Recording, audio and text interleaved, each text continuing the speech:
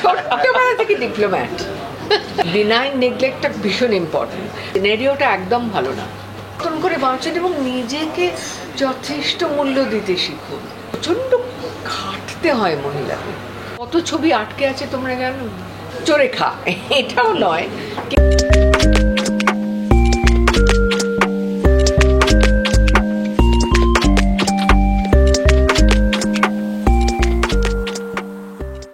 নিজেকে পর্দায় দেখা, এটা বললেন যে একটু অস্বস্তি প্রথম দিকে হচ্ছিল, এখন অস্বস্তি কাটিয়ে কি মনে হচ্ছে?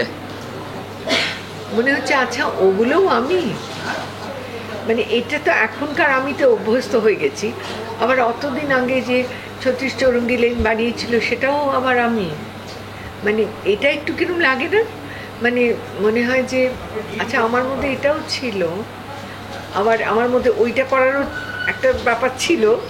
মানে এই ব্যাপারটা আর কি অনেক সময় কি বলবো, খানিকটা চেনা অচেনা অপর্ণা। আচ্ছা, তোমাকে বলবো, মা অপর্ণা সেন আর অভিনেত্রী অপর্ণা সেন দুটোই তোমাদের কাছ থেকে দেখা, তো এখন পর্দায় দেখে কোনটা মনে হচ্ছে যে বেশি কঠিন ছিল? আসলে কোনটা বেশি কঠিন ছিল, মানে অভিনেত্রী হওয়াটা নাকি মা?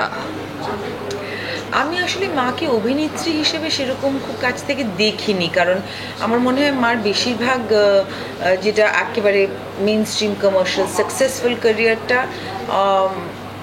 অনেকটাই আমার জন্মাবার হয়তো আগে, বা আমি তখন খুব ছোট, কারণ 36 চৌরঙ্গি লেন, পরমা এগুলোই তো রিলিজ হয় যখন আমি খুব ছোট।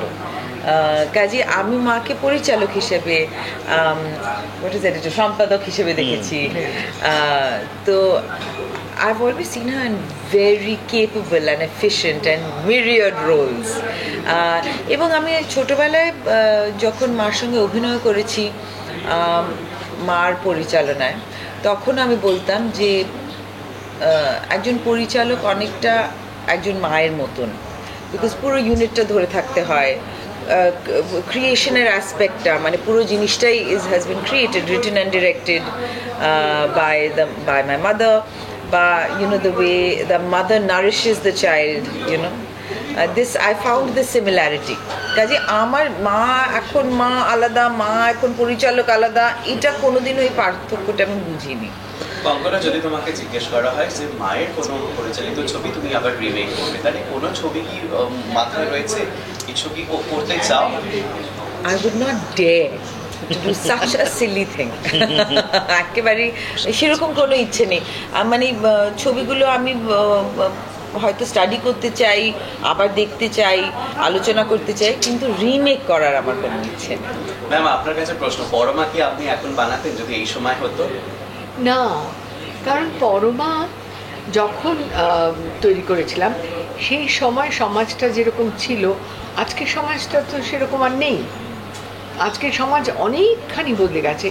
একটা জিনিস পরমাতে বলা হয়েছিল যেটা এখনও সত্যি, সেটা হচ্ছে অর্থনৈতিক স্বাধীনতা ছাড়া স্বাধীনতা সম্পূর্ণ নয়।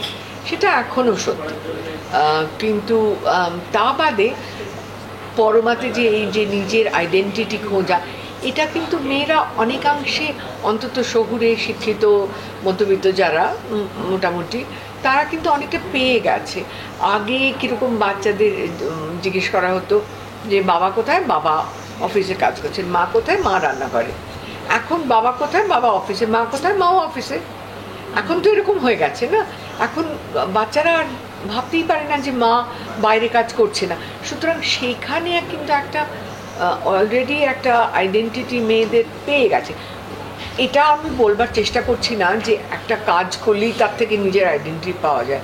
অনেক সময় আমরা অনেক কাজ করতে বাধ্য হই যে কাজগুলো আমাদের ভালো লাগে না, তার মধ্যে সেটা শুধুই রোজগারের খাতিরে, তার জন্য যে আলাদা করে নিজের ভেতরকার সত্তা বা আইডেন্টিটি খুঁজে পাওয়া যায় তা নয়।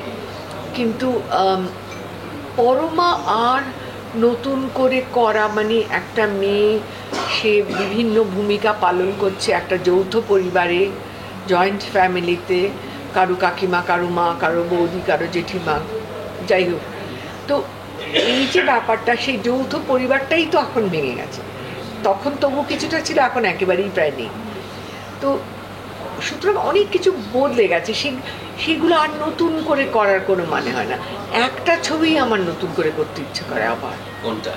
যুগান্ত। কারণ যুগান্তর সময় যে মানে টেকনোলজিক্যালি আমরা যেখানে ছিলাম তার থেকে আমরা অনেক এগিয়ে গেছি। সেই নতুন যে টেকনোলজি আমাদের হাতে এখন এসছে সেটা দিয়ে যদি আমি যুগান্ত করতে পারতাম তাহলে আমি আরো অনেক ভালোভাবে করতাম। ভালো খারাপ কোন দিকটা আপনি দেখতে পান এই জেনারেশনের বাঙালি মেয়েদের মধ্যে?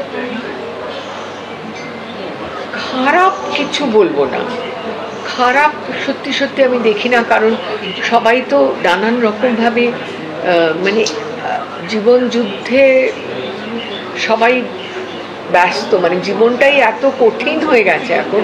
আমি যখন মানে গাড়ি থেকে যাই আর আমি দেখি যে ট্রামে গাদাগাদি করে ভিড়ের মধ্যে, ট্রাম না বাসের গাদাগাদি করে ভিড়ের মধ্যে যখন তারা যাচ্ছে, বা ওই সকাল থেকে বসে আছে বাচ্চাদের স্কুল থেকে আনবে ওইখানে, তাদের মধ্যেই কিন্তু তারা আনন্দ খুঁজে নিচ্ছে, টিফিন ভাগ করে মারা খাচ্ছে, তাদের মধ্যেই তারা হাসি গল্প করছে। এই যে তাদের পুরো দিনটা যে কতটা কঠিন এখন মনে হয় যে প্রথমত মানে ডাবল ইনকাম ছাড়া, দুজনের ইনকাম ছাড়া আজকাল সংসার চালানো মুশকিল। সুতরাং মেয়েরা কাজ করছে, প্লাস মেয়েরা বাড়ির সমস্ত দায়িত্বটা নিয়েছে। কারণ এখনও সেই যে একটা আমাদের ভাবনা, সেই কন্ডিশনিং ছোটোবেলা থেকে যে মেয়েদের সংসারটা সামলানোটা মেয়েদের কাজ, সেটা এখনও কিন্তু যায়নি। সুতরাং সেটা এটাও করছে আবার বাইরে এটাও করছে। আমরা বলতে পারি সানন্দে আমরা বলতাম ঘরে বাইরের সমান তালে, কিন্তু ঘরে বাড়ির সমান তালিটা কি সত্যি খুব ন্যায্য, খুব জাস্ট, খুব ফেয়ার?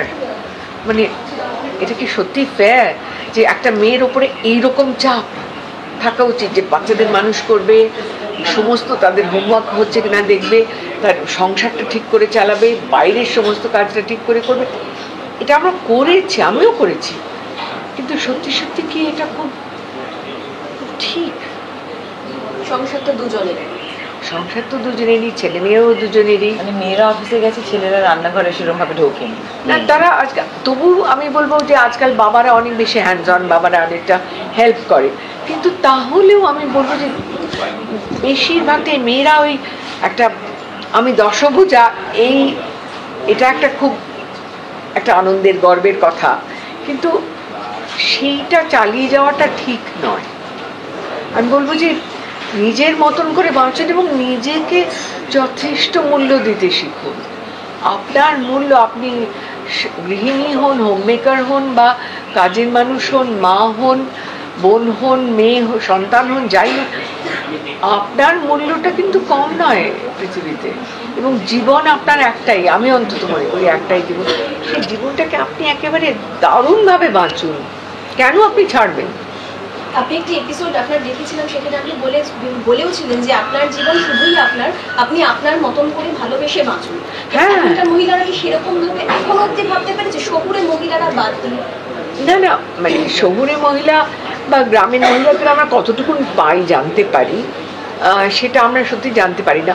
কিন্তু শহরতলিতেও বা এই সাবাবসেও আমরা দেখি যে প্রচণ্ড খাটতে হয় মহিলাদের, প্রচণ্ড খাটতে হয়, এবং এতটা পরিশ্রম মনে হয়, আমার মাঝে মাঝে মনে হয় এটা কিন্তু খুব ন্যায্য নয়।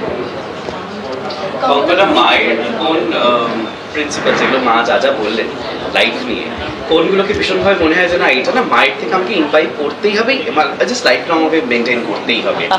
কোনটা ভীষণভাবে ইন্সপায়ার করে মায়ের কথা বা মায়ের জীবনের কোনো একটা অধ্যায়? বাবা, এত রকমের এরিয়া আছে না যে সেগুলো ঠিক মানে আমি এখনো মানে সবকিছু করে উঠতে পারিনি। কিন্তু মানে মা যেরকম দারুণ রান্না করেন, বাইরে দারুণ রান্না করেন, আমি সেরকমভাবে রান্না করতে পারি না, একটু একটু পারি।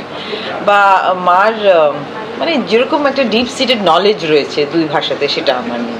But this is all inspirational, মানে আমার, for me there is always an example of what is possible, what all is possible for me. সব থেকে আমার যেটা ভালো লাগে যে আমি হয়তো বলেওছি ডকুমেন্টারিটাতে যে একটা মা রয়েছে, তার যেটা মা এখন হয়তো বললেন সেটা কাছাকাছি কিছু একটা, যে highest duty is to yourself. সেটা আমি পেয়েছি মার কাছে, she is lived life on her own terms, যেটা মার ঠিক লেগেছে, যেটা as an individual. and encouraged others to do the same. মানে আমাকে always I was given that space and sovereignty even as a child. সেটা খুব সুন্দর।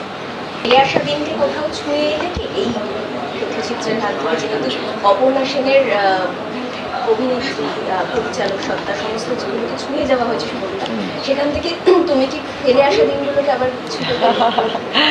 দেখ কিছু, হ্যাঁ কিছু জিনিস তো আমি কখনো পাইনি, যেটা মানে বাক্স বদল বা বসন্ত বিলাপ, অনেক ছবি এরকম আমি নাম শুনেছি শুধু, বা কয়েকটা ছবি দেখেছি বাক্স বদল আমরা দেখেছি একসঙ্গে, ডিলাইটফুল, কিন্তু সেই অংশটা মানে I am not very familiar with that part of her life actually.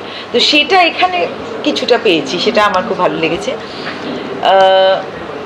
কিছুটা নস্টালজিক, কিছুটা একটা গান ছিল ওখানে যে আমি, যেটা তুমি এখন বললে চেনা চেনা অপর্ণা সেন, তারপরে ওই আশিনগরের ওই গানটা যেটা বাউল, পার্বতী বাউল, হ্যাঁ পার্বতী বাউল গান, আমি করে আমি নিজেকে, কি একটা লাইন ছিল, আমি কেতা বলো না, আমার ভেতর আমি কেতা জানতো। হ্যাঁ সেটা খুব সুন্দর, সেটা মানে নিজেকেই কতটা চেনা যায়, একেবারে কাছের লোকে কতটা জানা যায় অ্যাকচুয়ালি, সম্পূর্ণভাবে তো জানা যায় না, তাই না? কিন্তু হ্যাঁ কিছুটা পেলাম, আবার কিছুটা আবিষ্কারও করলাম, কিছুটা হয়তো মনে হচ্ছে এই মা এটা তো ফেলে যাওয়া, মানে ওটা ওভারলুক হয়ে গেছে, যেটা আমি পার্সোনাল লাইফে পেয়েছি। হয়তো মার যে সেন্স অফ এস্থেটিক্স, সাজানো, রান্না বান্না, এইগুলো আমি খুব দেখেছি কোনো হোটেলে গিয়ে, তারপরে সেখানেও সাজানো, মানে এই সবগুলো আমি অনেক কিছু পেয়েছি। তো আমাকেও বানাতে হয়, আমাকে একটু কয়েকটা ডকুমেন্টারি অনেকগুলো বানাতে হবে।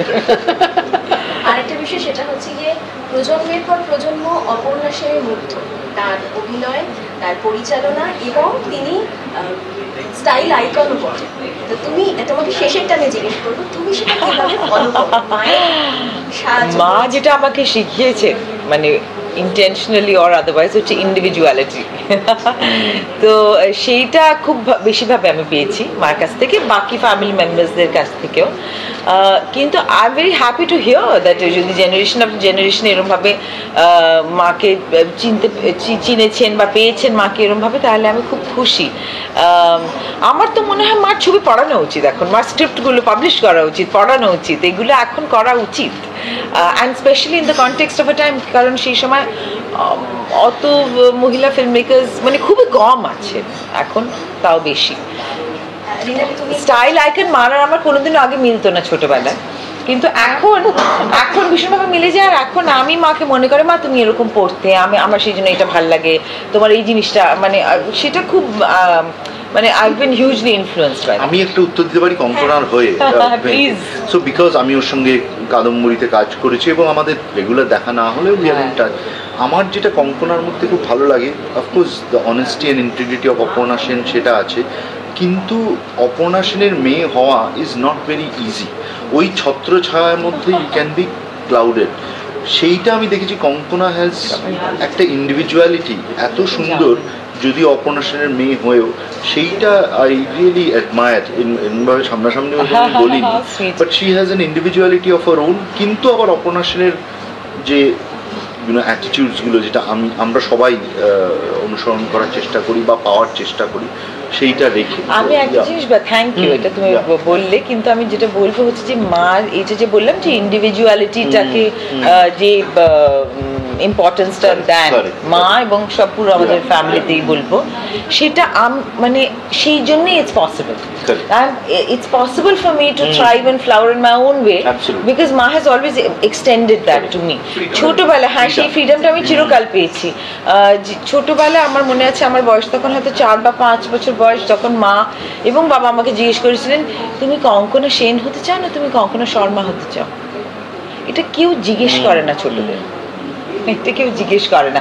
আমি আবার ভাবলাম যে আমি যদি সেন বলি তাহলে বাবার খারাপ লাগবে, আমি যদি শর্মা বলি তাহলে মার খারাপ লাগবে, ঠিক আছে তাহলে আমি সেন শর্মাটাই নিয়ে নিই, এত বড় একটা নাম স্কুলে। তখন থেকে ডিপ্লোম্যাট, ছোটবেলা থেকে ডিপ্লোম্যাট।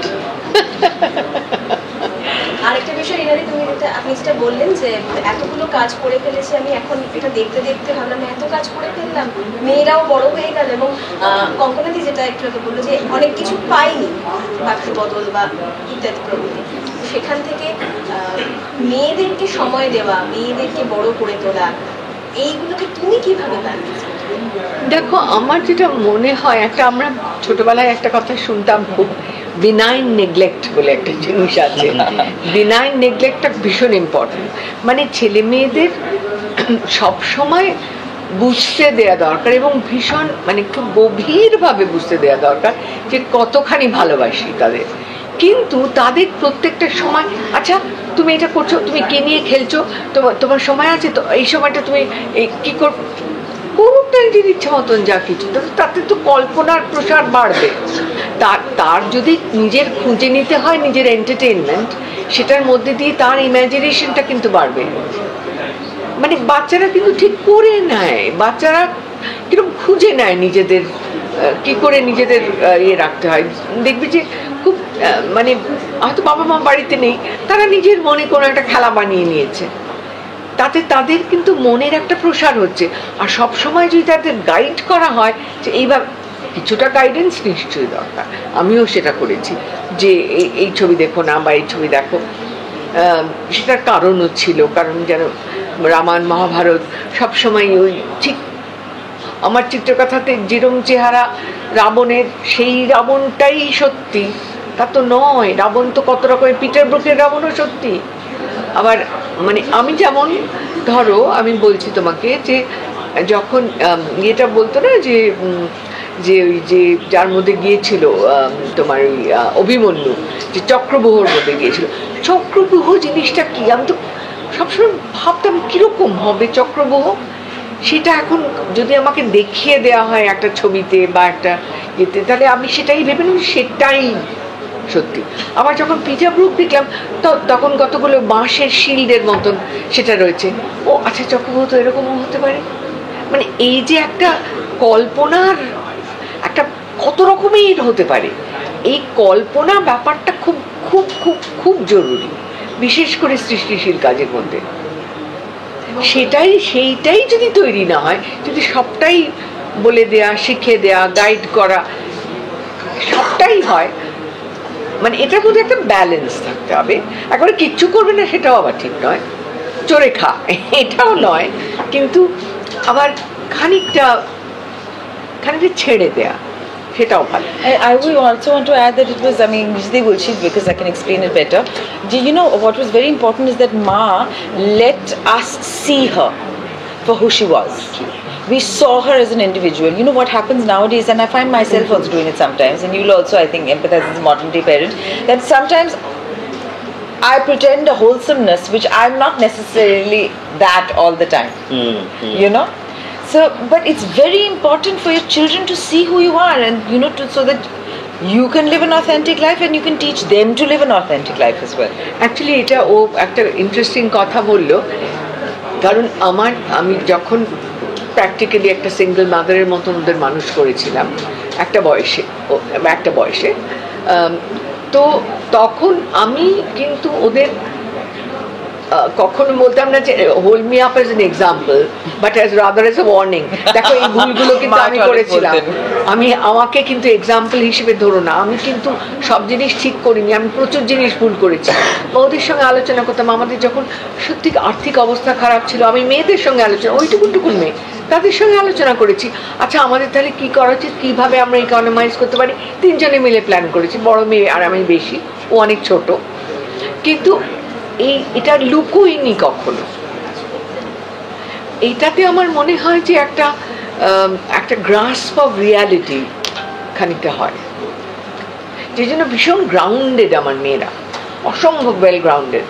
ওদের কিন্তু মানে ওরা ফিল্ম স্টারের মেয়ে বা ওই ধরনের কোনো রকমের বিন্দু বিসর্গ নেই ওদের মধ্যে। মানে কঙ্কনা এখনো, আমি ওর সামনেই বলছি, she is considered a big star, কিন্তু ও কিন্তু উবের নিয়ে বা মা আই টেক আ রিস্ক, আমি একটা রিক্সা নিয়ে চলে যাচ্ছি, এত মানে প্র্যাকটিক্যাল গ্রাউন্ডেড।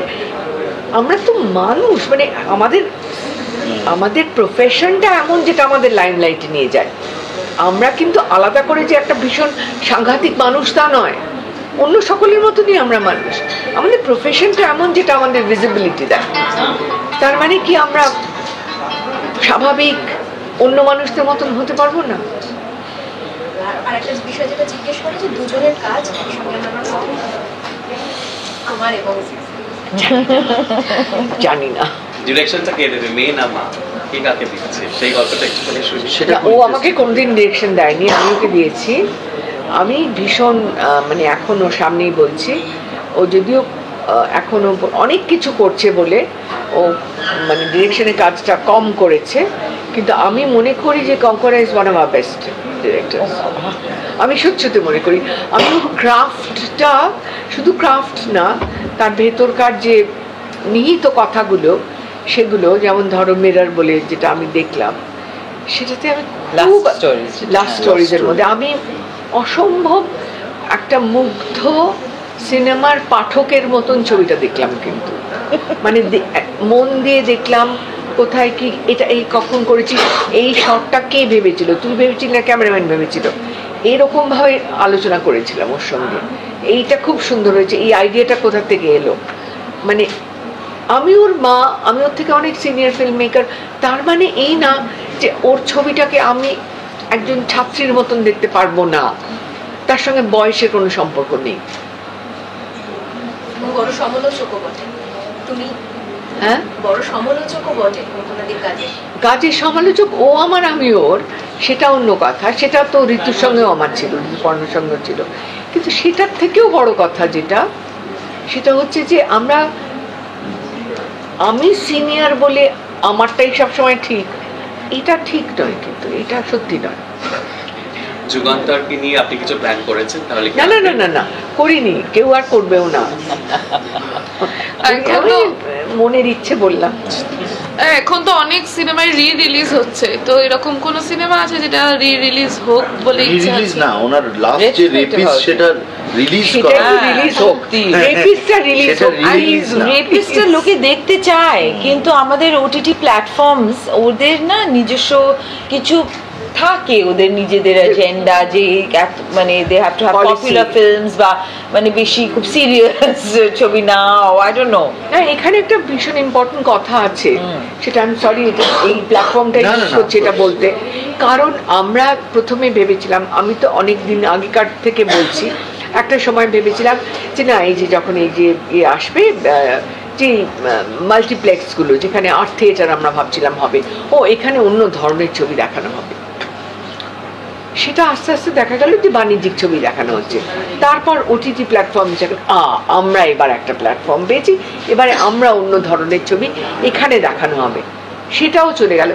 আমরা যে ধরনের সিরিয়াস সিনেমা করতে চাই, সে তার প্ল্যাটফর্মই নেই এখন, কোথায় কত ছবি আটকে আছে তোমরা জানো, খুব সিনারিওটা একদম ভালো না।